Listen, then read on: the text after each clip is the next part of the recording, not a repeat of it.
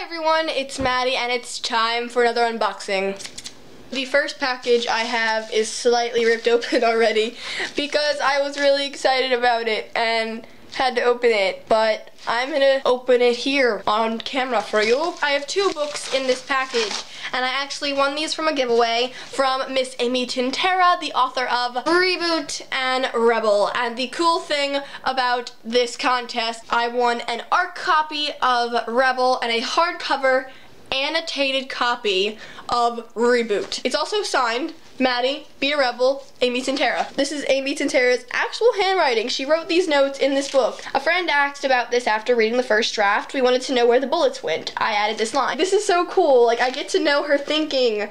Oh my gosh. This is an art copy of Rebel by Amy Tintera, and Rebel is the sequel that does not come out until May 13th, so probably will be out by the time this is posted. This, I'm getting it before every other human has it, and it's if you watched my Reboot book talk, you know how much I love Reboot. It got me out of a month-long reading slump, and I will link my 4-minute Reboot book talk down below so you can watch it and know what I think. I'm just so excited to see how this ends because it's a duology. We shall see. We shall see how it is. The next box I have is from Barnes & Noble because Barnes & Noble buying sprees are my thing. The first book I have in the box, Better Off Friends by Elizabeth Eulberg. Better Off Friends. This is really short, actually. This is 276 pages. This is a standalone. It's been described as When Harry Met Sally for the young adult book world, and I've never seen Harry Met Sally, but I know it's a cute rom-com 80s film,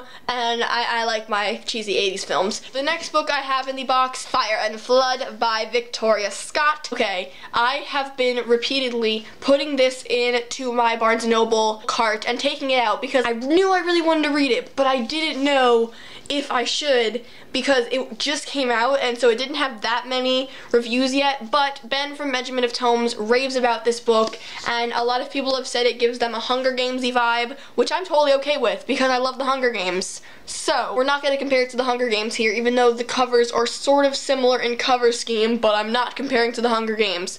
Shh. I'm not. This is about a girl named Tala who enters the Brimstone Bleed, and the Brimstone Bleed is like this game race kind of thing. At the end, whoever wins gets a cure for some disease, I believe, and Tala's brother has cancer, and so because he has cancer, she wants to get the cure for cancer, and if she survives this, she will get the cure. I know this is the first in a series, I think. Either it's a series or a duology, but all I know is that on Twitter, Victoria Scott has been posting about how she just turned in the copy edits of Salt and Stone. I believe that's the sequel to this, and I'm really excited to read this, even though it probably ends on a cliffhanger, knowing that there's a sequel. Next book I have, my mom actually bought me from Target, because Target has the cheap 20% off books all the time. I actually got this for the Bookbusters read-along that is happening in May, To All the Boys I've Loved Before by Jenny Han. This is our Bookbusters book of the month. I will link my announcement video down below. The read-along starts on the 15th of May, ends on the 31st. We'll be reading this for those weeks. On the 7th of June at 7:30 p.m. Eastern Standard Time, there will be a live show discussing this book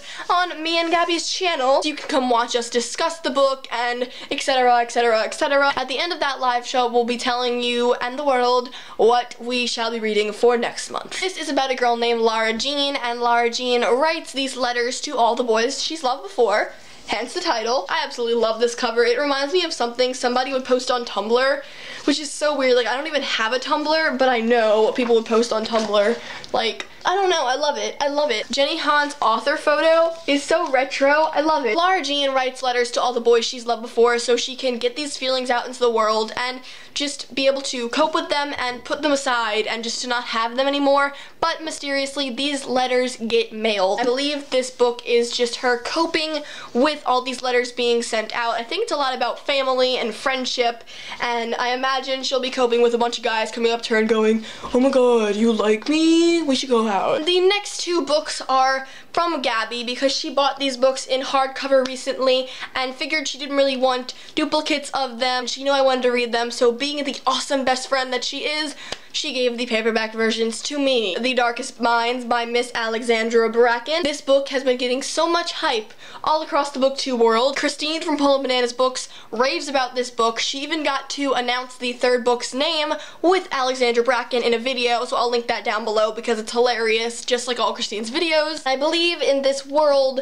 they have this disease that killed off a bunch of people, and everyone who survived has these dangerous powers, and you're labeled by color. Our main character has a really dangerous power, but pretends she has another one, so she's sort of green or something, but she's supposed to be an orange. All of these children are corralled and put into a concentration camp because of their abilities, because society doesn't want them to gang up and rebel and kill everyone. Classic dystopian awesomeness. I think Alexandra Bracken is like 25 or 26. She just looks really young in her picture on the side of the book. Props to her for writing a best-selling series at like 25 or however old she is, because that is awesome. The final book I have in this haul is The Selection by Kiera Cass. I don't exactly know what I'm gonna think about this book. It's described as like The Bachelor, but in book form. And I really don't like The Bachelor because I think it's degrading to women because they're all fighting for one man. It's just, I don't know. I don't really like that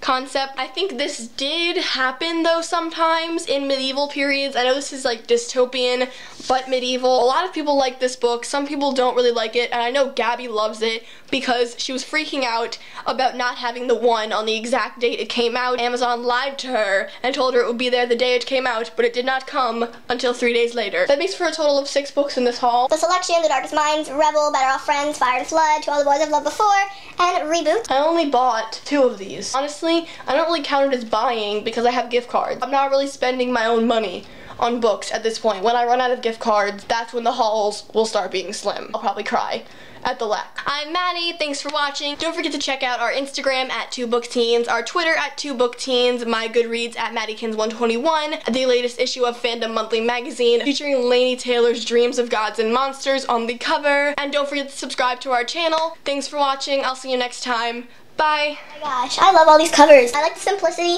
of Reboot and Rebel. I like how cute and movie poster-esque Better Off Friends is. To All the Boys I've Loved Before, I've expressed my love of the Tumblr-esque-ness to it. Fire and Flood is just cool looking. I want to see what it's about because it's a feather on fire. Darkest Minds is kind of plain, but who knows, maybe that fiery trident will come into play in the book, and there's a chick on The Selection in a dress. I mean, we've seen that in all, like, YA books.